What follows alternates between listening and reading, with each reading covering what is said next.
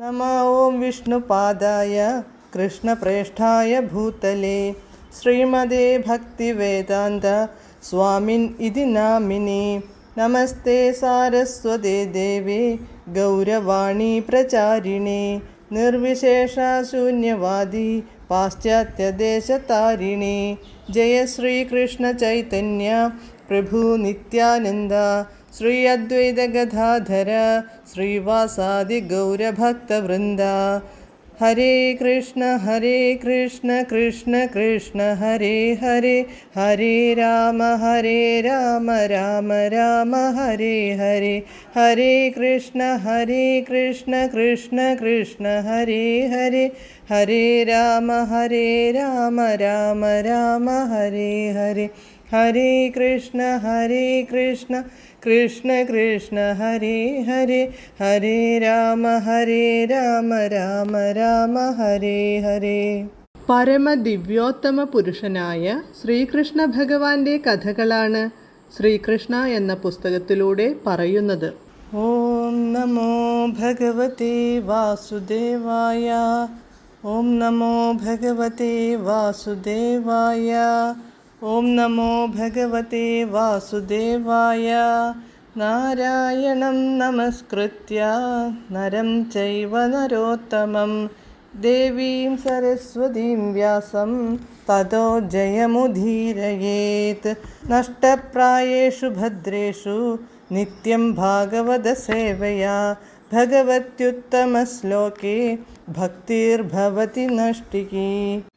അധ്യായം 86 വേദമൂർത്തികളുടെ പ്രാർത്ഥന. Page number 878. പരമാത്മാവ് അഥവാ ഭഗവാൻ സീമാതീതമാണ്. അദ്ദേഹം ഏകരസമാണെന്നു പറയപ്പെടുന്നു. ഏകരസമെന്നാൽ മാറ്റമില്ലാത്തതെന്നർത്ഥം. സർവേശ്വരൻ്റെ അതീന്ദ്രിയമായ നില നിത്യതയുടെയും പരമാനന്ദത്തിൻ്റെയും പൂർണ്ണ ജ്ഞാനത്തിൻ്റെയും നിലയാണ്. ഓരോ വ്യക്തി ശരീരത്തിലുമുള്ള വ്യക്തിഗതമായ ആത്മാവിൻ്റെ സാക്ഷിയും ഉപദേഷ്ടാവുമായി തീരുമ്പോഴും അദ്ദേഹത്തിൻ്റെ ഏകരസം എന്ന നിലയ്ക്കു അണുപോലും മാറ്റം സംഭവിക്കുന്നില്ല.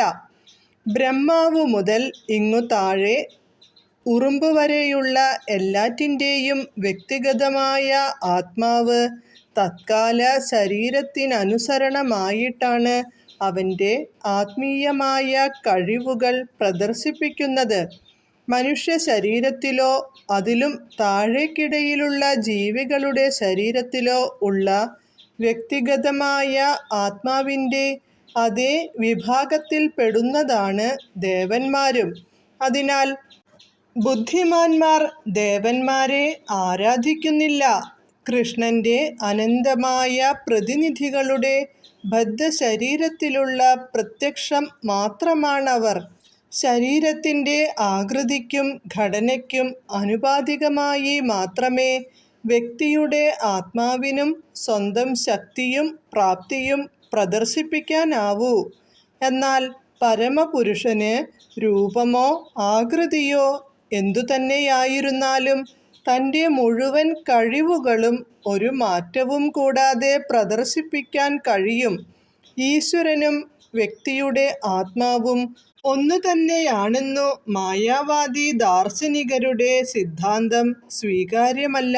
കാരണം വ്യക്തിഗതമായ ആത്മാവിന് വിവിധ തരം ശരീരങ്ങളുടെ വികാസത്തിനനുസൃതമായി അവൻ്റെ ശക്തിയും കഴിവുകളും വികസിപ്പിക്കേണ്ടതുണ്ട്.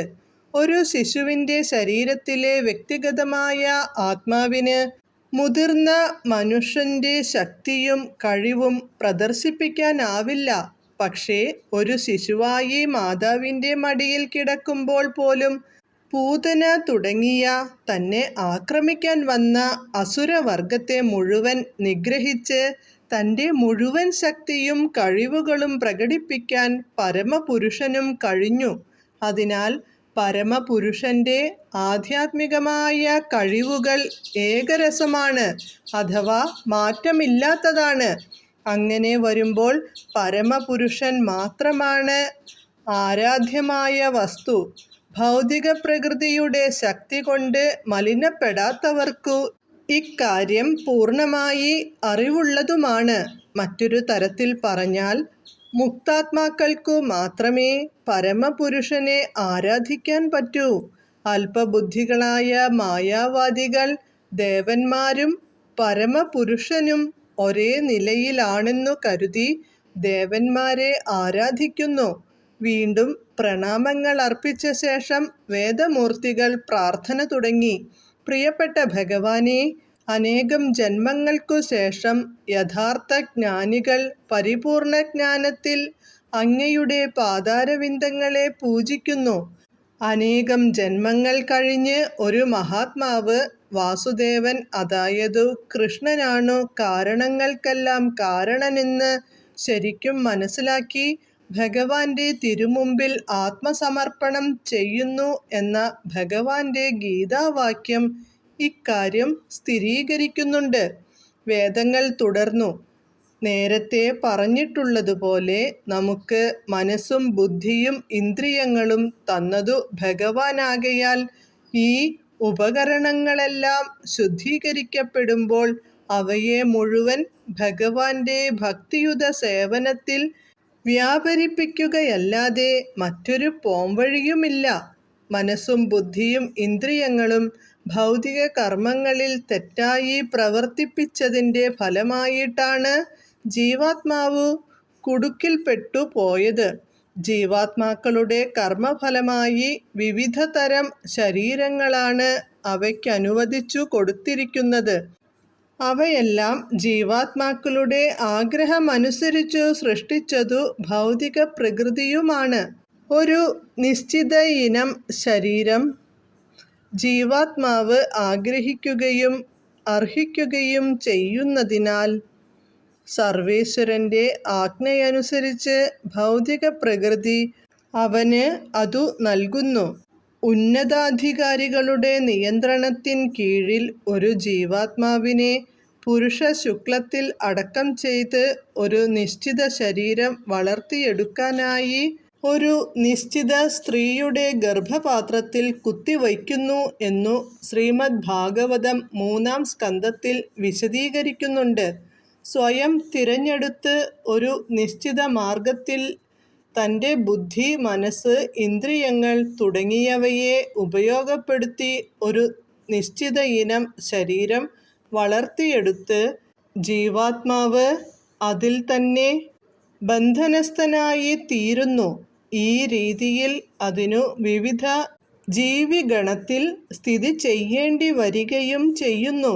അവസ്ഥാന്തരങ്ങളും പരിതസ്ഥിതികളും അനുസരിച്ച് ആ ഗണം ദേവന്റെയോ മനുഷ്യന്റെയോ മൃഗത്തിൻ്റെയോ ആയിരിക്കാം. ഹരേ കൃഷ്ണ.